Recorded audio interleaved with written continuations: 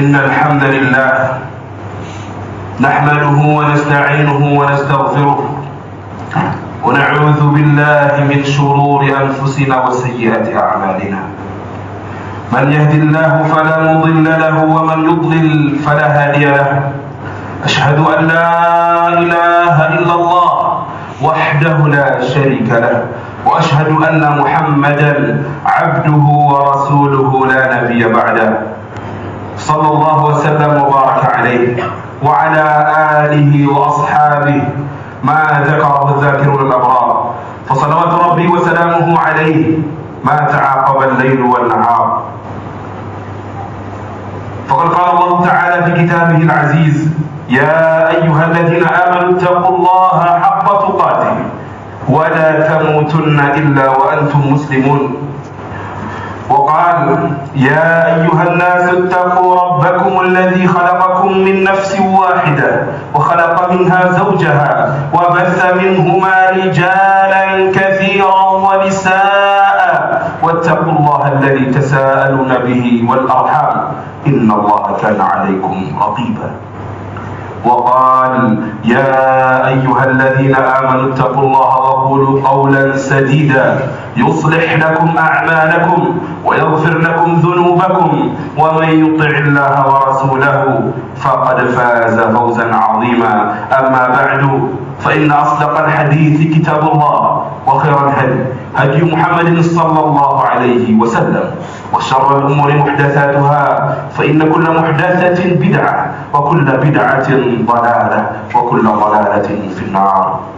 معاشر المسlimin sidang Jumat rahimakumullah, khatib tidak pernah bosan dan tidak pernah berhenti untuk mewasiatkan agar kita semua meningkatkan kualitas takwa kita kepada Allah Subhanahu wa taala bimtithalil awamir, dengan menjalankan perintah-perintah Allah taala, wajtinabin nawahi, dan menjauhi larangan-larangan Allah Subhanahu wa taala.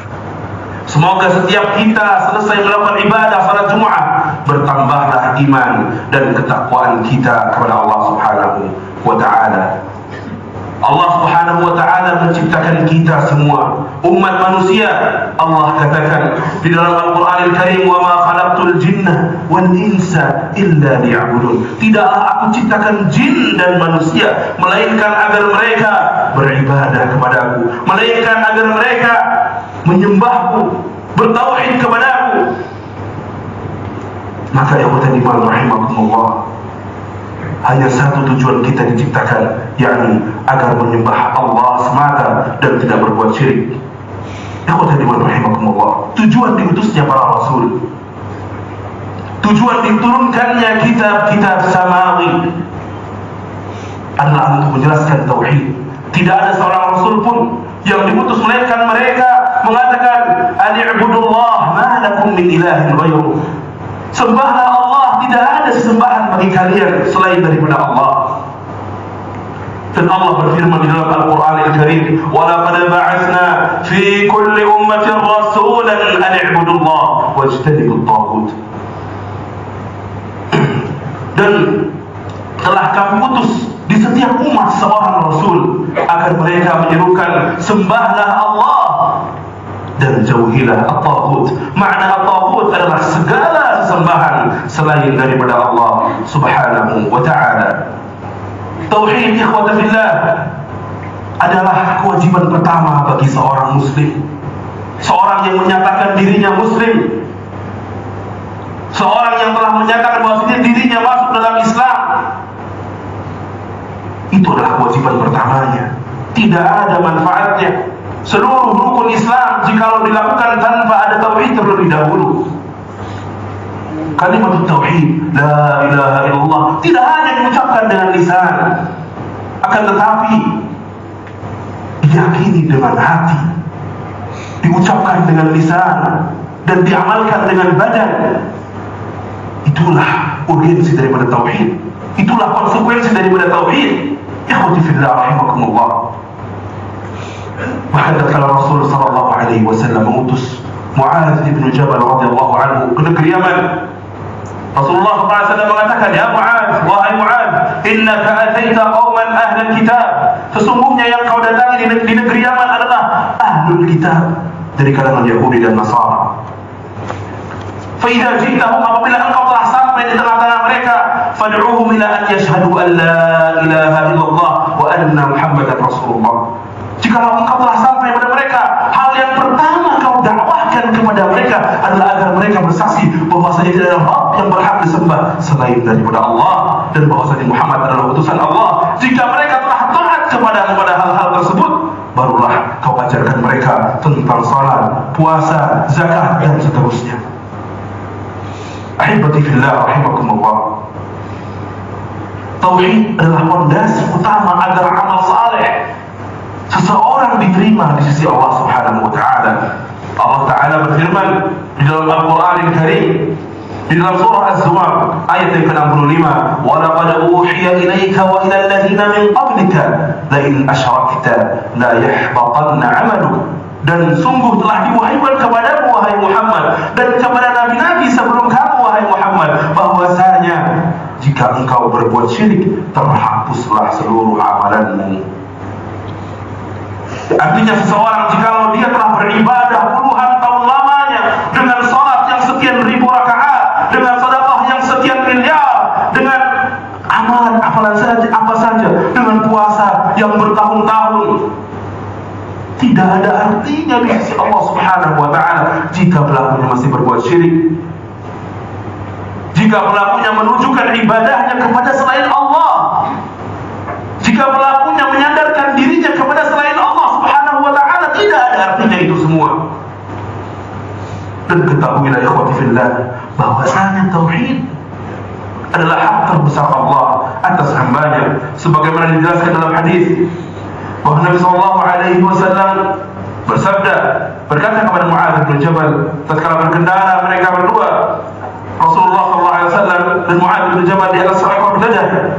Rasulullah SAW mengatakan, fa inna haqqallahi 'alal 'ibad an ya'buduhu wa la yusyriku bihi syai'a. Sesungguhnya wahai Mu'adz, hak terbesar Allah atas hambanya agar Allah disembah dan tidak disekutukan dengan sesuatu apapun. Ahibati fillah rahimakumullah. Para ulama rahimahumullah menyimpulkan banyak buah-buah manis dan keistimewaan yang didapatkan oleh ahli tauhid.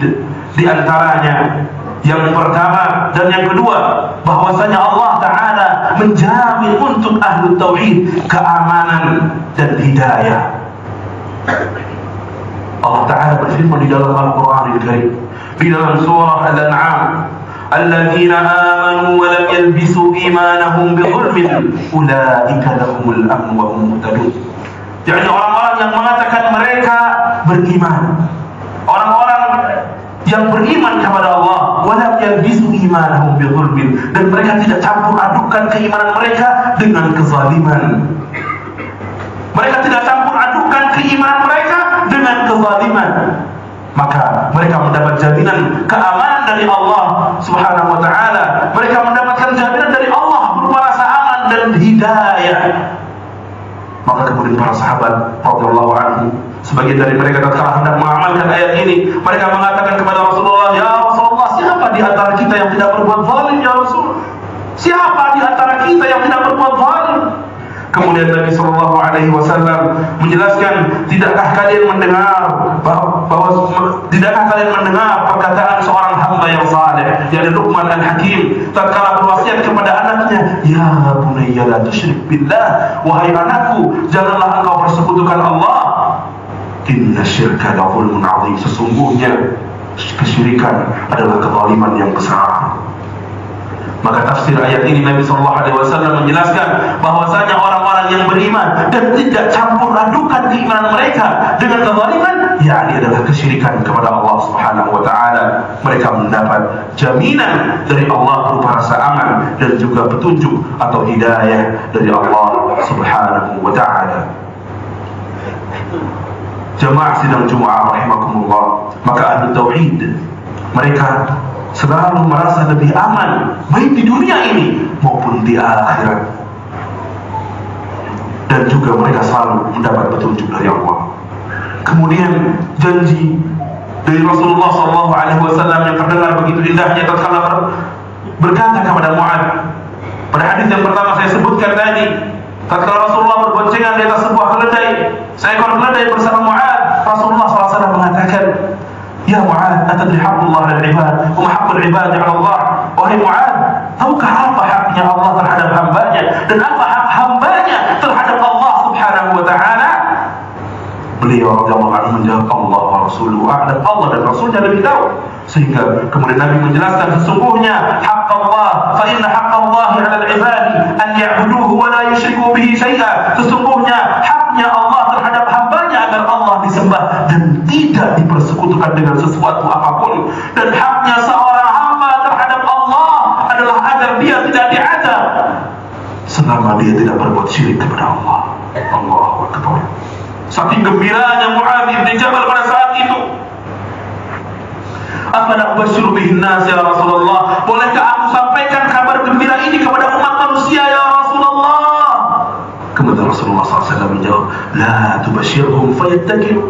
Jangan engkau beri kabar gembira ini wahai Mu'adz. Nantinya mereka akan bermudah-mudah, nantinya mereka akan sandarkan diri mereka dengan hadis ini sehingga mereka malas untuk beramal. Kemudian Mu'adz bin Jabal mengkabarkan hadis ini kepada para sahabat di akhir kehidupannya karena khawatir menyembunyikan ilmu yang datang dari Rasulullah SAW. Kemudian fadilah yang keempat, ikhwatal iman, bahwasanya pada hari kiamat nanti Allah memberi ampunan yang begitu besar bagi ahli tauhid, meskipun betapapun mereka sering terjatuh dalam lubang kemaksiatan. Siapa di antara kita yang tidak bermaksiat kepada Allah? Tidak ada hari yang kita lalui melainkan kita melakukan sebuah dosa, melainkan kita mendurhakai Allah. Ahibati fillah, lihatlah bagaimana luasnya rahmat Allah Subhanahu wa ta'ala. Tatkala Allah berfirman dalam hadis qudsi, Rasulullah SAW bersabda bahwasanya Allah berfirman, "Wa man laqiyani biqurabil ardi khati'atan." Barang siapa yang pada hari kiamat nanti datang kepadaku dengan dosa sepenuh bumi, la yusyriku bi syai'a, akan tetapi mereka tidak pernah berbuat syirik sama sekali, mereka tidak pernah mensekutukan Allah sama sekali, laqitu bimithliha maghfirah, aku akan menemuinya dengan ampunan sepenuh bumi pula, kata Allah. Allahu Akbar. Hadis dari hadis qudsi ini sangat memberikan pengharapan bagi kita umat Nabi Muhammad sallallahu alaihi wasallam. Kemudian ahibati fillah, fadilah berikutnya yang didapatkan oleh ahli tauhid, bahwasanya ahli tauhid mereka tidak pernah tunduk dan takut kecuali kepada Allah. Maka ahli tauhid mereka mencintai Allah, tidak ada kecintaan di hatinya yang lebih agung daripada kecintaannya kepada Allah Subhanahu wa ta'ala, karena kecintaan yang merupakan bentuk ta'abbud, bentuk penghambaan dirinya kepada Allah. Allah Ta'ala berfirman di dalam Al-Quran, "Innama dzalikum syaitan yukhawwifu awliya'ah." Sesungguhnya mereka itu hanyalah syaitan yang menakut-nakuti kamu dengan teman-teman setianya. Kemudian Allah mengatakan, "Fala takhafuhum," dan janganlah kalian takut kepada mereka. "Wa khafuni," kata Allah, dan takutlah kalian kepada aku, "in kuntum mu'minin," jika kalian betul-betul orang yang beriman. Maka orang-orang yang beriman, mereka adalah orang-orang yang tauhidnya kuat, tidak takut dan tunduk kecuali kepada Allah Subhanahu wa ta'ala. Jamaah sidang Jumat rahimakumullah. Kemudian fadilah berikutnya, fadilah yang keenam, bahwasanya ahli tauhid yang tauhidnya sempurna, mereka diharamkan oleh Allah dari api neraka. Hal tersebut tertuang dalam sebuah hadis yang diriwayatkan oleh Mahmud bin Rabi' al-Ansari radhiyallahu anhu dalam riwayat Al-Bukhari, bahwasanya Rasulullah SAW bersabda, "Fa inna Allah harrama 'ala an-nar man qala la ilaha illallah yabtaghi bidzalika wajha Allah." Sesungguhnya Allah mengharamkan seseorang dari api neraka pada siapa yang mengatakan la ilaha illallah dan dia mengatakan itu hanya mengharap wajah Allah Subhanahu wa ta'ala. Tidak ada tendensi duniawi, ikhwatal iman, bukan karena tidak enak, bukan karena seseorang dia mengatakan itu, tapi murni la ilaha illallah dia katakan karena mengharap wajah Allah dan menjalankan konsekuensinya sehingga tauhidnya menjadi sempurna. Sidang jemaah rahimakumullah. Kemudian fadilah berikutnya bahwasanya tauhidullah, bertauhid kepada Allah merupakan timbangan amal yang terberat yang bisa memberatkan timbangan amalan pada hari kiamat nanti untuk seorang hamba. Dalilnya adalah dalam sebuah hadis dari Jabir bin Sa'id Al-Khudri radhiyallahu anhu, bahwa Rasulullah SAW bersabda menceritakan tentang Musa. Qala Musa berkata, Ya Rabbi 'allimni syai'an adhkuruka wa ad'uka bih. Wahai Rabbku, wahai Tuhanku, ajarkanlah aku sesuatu yang dengannya aku mengingatmu, aku berzikir kepadamu ya Allah, dan dengannya aku berdoa kepadamu. Kemudian Allah Subhanahu wa ta'ala mengatakan, Ya Musa, qul la ilaha illallah. Wahai Musa, katakanlah la ilaha illallah. Kemudian Musa menjawab, kullu ibadika yaquluna hada. Semua hamba mengucapkan ini ya Allah. Artinya Musa menginginkan sebuah amalan atau sebuah zikir atau sebuah wirid yang khusus yang dengannya Nabi Musa saja berzikir kepada Allah, tidak ada hamba yang lain. Kemudian Allah Subhanahu wa ta'ala mengatakan, Ya Musa, wahai Musa, law anna as-samawati as-sab' wa 'amirahunna ghairi. Kalau sesungguhnya langit yang 7 lapis dan seluruh penghuninya kecuali aku, kata Allah, wal ardhina as-sab' dan bumi yang 7 fi kiffatin, diletakkan di sebuah neraca timbangan. Kemudian diletakkan la ilaha illallah di kiffah, kemudian diletakkan la ilaha illallah di sisi neraca yang lain. Sungguh la ilaha illallah jauh lebih berat dibanding beratnya langit yang 7 lapis dan bumi yang 7. Maka itu betul-betul memberatkan timbangan amalan seorang hamba. Karena seringkali seseorang ibadahnya itu sedikit, ikhwatal iman, amal salehnya itu sedikit. Akan tetapi jika dia memiliki fadilah berupa tauhid kepada Allah dengan tauhid yang sempurna, dengan tauhid yang kuat, dengan izin Allah itu akan memberatkan amalan timbangan amalannya di hari kiamat nanti. Sebagian ulama membaikkan hadis ini, melemahkan hadis ini, akan tetapi dikuatkan oleh hadis yang lain, yakni hadis bitaqah tentang seseorang yang catatan amalannya penuh dengan kemaksiatan. Kemudian diberi kepadanya sebuah kartu bertulis la ilaha illallah. Kemudian dia mengatakan, apa artinya sebuah kartu ini jika dibandingkan dosaku yang begitu banyak? Kemudian ditimbanglah, dan la ilaha illallah yang dia dapatkan karena tauhidnya yang kuat sungguh lebih berat daripada seluruh dosa yang pernah dia kerjakan. Allahu Akbar. Cukuplah bagi kita untuk meyakini bahwasanya la ilaha illallah dan menjalankan konsekuensinya. Diri kita akan menjadi tenang karena kita mendapatkan jaminan kebaikan dari Allah Subhanahu wa ta'ala. Kemudian ikhwatal iman rahimani wa rahimakumullah, bahwasanya tauhid adalah pembeda antara diri kita sebagai umat muslim dengan Yahudi dan Nasrani. Dalam sebuah hadis yang diriwayatkan oleh Ubadah bin Samit radhiyallahu anhu, Rasulullah sallallahu alaihi wasallam bersabda, "Man syahida an la ilaha illallah wahdahu la syarika lahu." Barang siapa yang bersaksi bahwasanya tidak ada Rabb yang berhak disembah selain daripada Allah dan tidak ada sekutu baginya, wa anna Muhammadan abduhu wa rasuluh, dan bahwasanya Muhammad adalah hamba Allah dan utusannya, wa anna Isa abdullah wa rasuluh, dan bahwasanya Isa adalah hamba Allah dan rasulnya, wa kalimatuhu alqaha ila Maryam wa ruhun min, dan kalimatnya Allah sampaikan kepada Maryam, Allah letakkan pada Maryam, dan bahwasanya Isa merupakan salah satu ruh dari ruh Allah yang Allah tiupkan. Wal jannatu haq, dan bahwasanya surga itu hak, wan nar haq, dan bahwasanya neraka itu adalah hak, benar adanya, diyakini olehnya. Barang siapa yang meyakini kelima hal tersebut, adkhalahullahu al-jannah ala ma kana min al-amal. Allah akan memasukkannya ke dalam surga betapapun amalan dia di dunia, betapapun perbuatannya di dunia, Allah masukkan dia dalam surga selama dia meyakini dan mengimani 5 hal tersebut. Barakallahu li wa lakum fil Qur'anil 'azim wa nafa'ani wa iyyakum bima fihi min al-ayati wa dhikril hakim. أقول ما تسمعون وأستغفر الله العظيم لي ولكم فاستغفروا إنه هو الغفور الرحيم.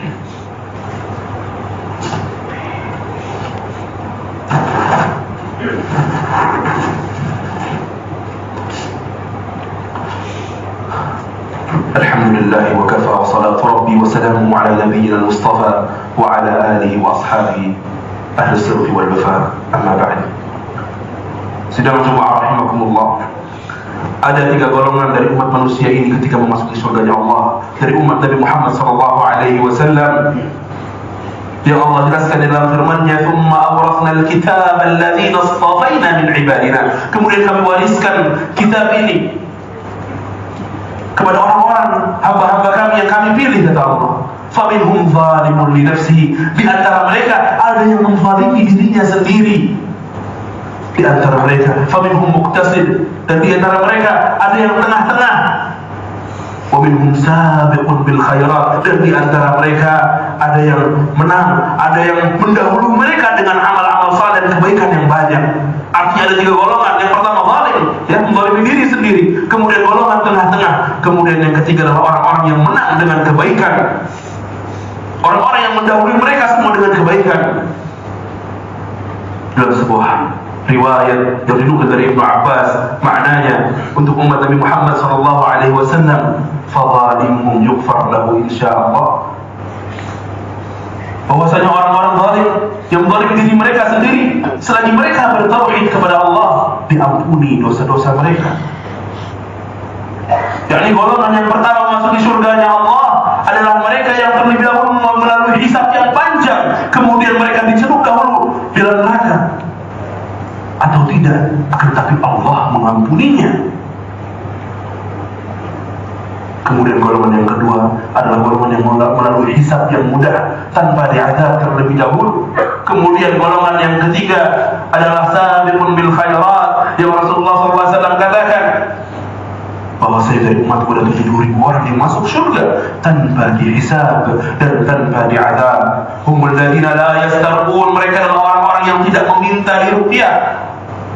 70.000 dari umatku yang masuk surga tanpa hisab dan tanpa azab, mereka yang tidak minta diruqyah. Kemudian mereka yang tidak berobat dengan kain besi yang dipanaskan, yang mana seringkali kalau orang berobat dengannya dia yakin bahwa dirinya pasti sembuh, sehingga tawakalnya kepada Allah Subhanahu wa taala berkurang.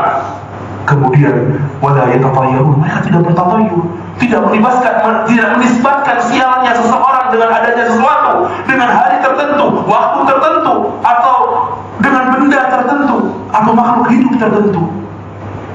Karena mereka orang-orang yang bertatayyur adalah orang-orang yang tidak bertawakal kepada Allah. Kemudian Rasulullah SAW tutup hadisnya dengan sabda beliau, wa ala rabbihim yatawakkalun, dan mereka hanya kepada Allah mereka bertawakal. Seolah-olah Rasulullah SAW ingin mengatakan bahwasanya jikalau kalian menjalankan 3 amalan tadi, tidak meminta diruqyah, kemudian tidak berobat dengan kain, kemudian tidak bertatayyur, kalian adalah orang-orang yang bertawakal kepada Allah. Dan orang-orang yang bertawakal dengan sebenar-benar tawakal kepada Allah hanyalah orang-orang yang tauhidnya sempurna. Inna Allah wa malaikatahu yusalluna 'alan nabi ya ayyuhalladzina amanu sallu 'alaihi wa sallimu taslima. Allahumma ighfir lil mu'minina wal mu'minat al ahya'i minhum wal amwat innaka sami'un qaribun mujibud da'awat ya qadiyal hajat. ربنا ظلمنا أنفسنا وإن لم تغفر لنا وترحمنا لنكونن من الخاسرين. ربنا لا تزغ قلوبنا بعد إذ هديتنا وهب لنا من لدنك رحمة إنك أنت الوهاب يا الله يا رحمن يا رحيم.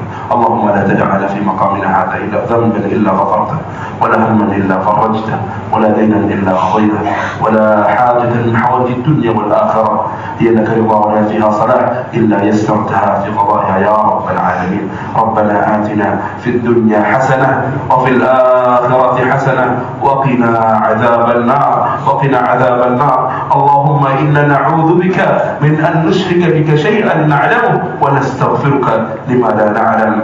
وصلى اللهم على نبينا محمد وعلى آله وصحبه أجمعين.